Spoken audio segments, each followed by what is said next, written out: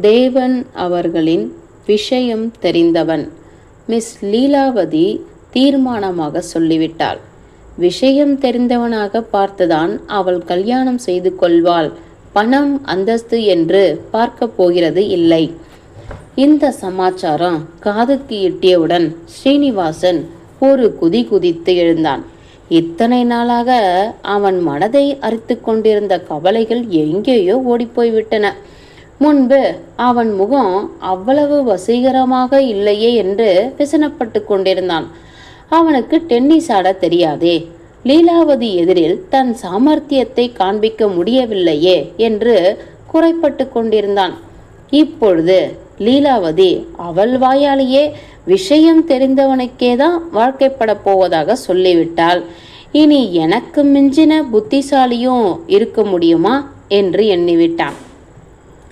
அவன் நினைத்ததிலும் உண்மை இருந்தது.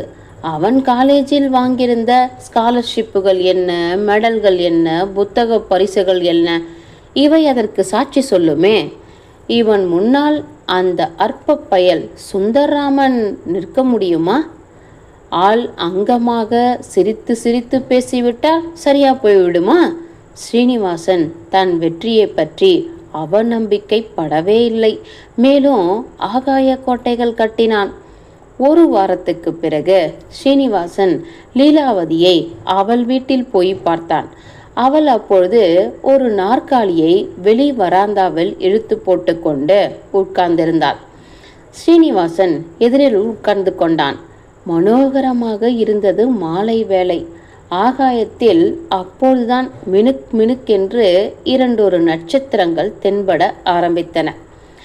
அதுதான் லீலாவதியிடம் தன் அறிவின் விசாலத்தை தெரிவிக்க வேண்டிய சரியான காலம் என்று அவன் நினைத்தான். பார்த்தாயா லீலா, அதோ ஒரு நட்சத்திரம் தெரிகிறதே, ஆனால் அது உண்மையில் எத்தனை மைல் தூரத்தில் இருக்கிறது? அந்த நட்சத்திரம் இன்று அவிந்து போனாலும் நமக்கு தெரிவதற்கு பல வருஷங்கள் பிடிக்கும் என்றான். லீலா பேசாமல் இருந்தாள். ஸ்ரீனிவாசன் மேலும் சொன்னான். 2 வகை வாயுக்களை ஓரிடத்தில் அடைத்தால் அவை ஒன்றுடன் ஒன்று எவ்வளவு வேகமாக கலக்கும் தெரியுமா? இன்று அந்த கணக்கை தான் போட்டு பார்த்து கொண்டிருந்தேன். ரொம்ப அற்புதமாக இருந்தது. முந்தா நாள் ஒரு வகை மீனை பற்றி படித்தேன். அதன் அழகு ஒரு வினாடிக்கு 362 தரம் துடிக்கிறதாம். உடனே உனக்கு சொல்ல வேண்டும் என்று நினைத்தேன். இது போன்ற பல விஷயங்களை ஸ்ரீனிவாசன் அடுக்கிக் கொண்டே போனான். இதுவரை லீலா வாய் மூடாமல் ஸ்ரீனிவாசனுடைய அபூர்வ அறிவை வியந்து கேட்டுக்கொண்டிருந்தாள். நன்றாக அஸ்தமித்தது. பனி பெய்ய ஆரம்பித்தவுடன் எழுந்து உள்ளே போனாள். ஸ்ரீனிவாசனோ தான் வெற்றி பெறுவது நிச்சயம் என்று வீட்டுக்கு திரும்பினான். மறுநாள் மாலை அதே நேரத்துக்கு லீலாவின் வீட்டுக்கு சுந்தர்ராமன் வந்தான். லீலா வழக்கம் போல் நாற்காலியில் உட்கார்ந்திருந்தாள். எதிரில் ஒரு நாற்காலியில் அவன் உட்கார்ந்து கொண்டு ஒரு புன்னகை செய்தான். ஜிலு ஜிலுவென்று காற்றடித்தது. சாயந்தர வெளிச்சத்தில் லீலாவின் அழகு அவன் உள்ளத்தை கொள்ளை கொண்டது. பரவசத்துடன் அவள் முகத்தை பார்த்தவாறு சற்று நேரம் உட்கார்ந்திருந்தான். லீலா என்று ஆரம்பித்தான் சுந்தர்ராமன். நிமிர்ந்து பார்த்தாள் லீலா.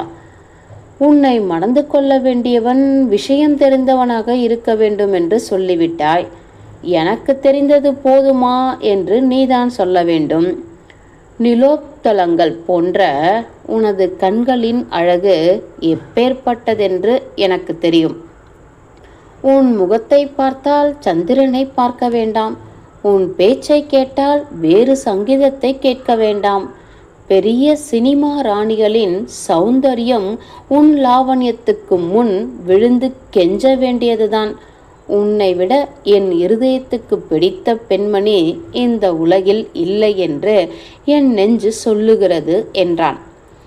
லீலா சற்று நேரம் அவன் வார்த்தைகளை சுவைத்து ரசித்தாள். பிறகு கனிவு ததும்பும் புன்னகையுடன், உங்களைப் போல் விஷயம் தெரிந்த ஆள் எனக்கு வாய்த்தால் வேறென்ன வேண்டும் என்றாள் மிஸ் லீலா. முற்றும்.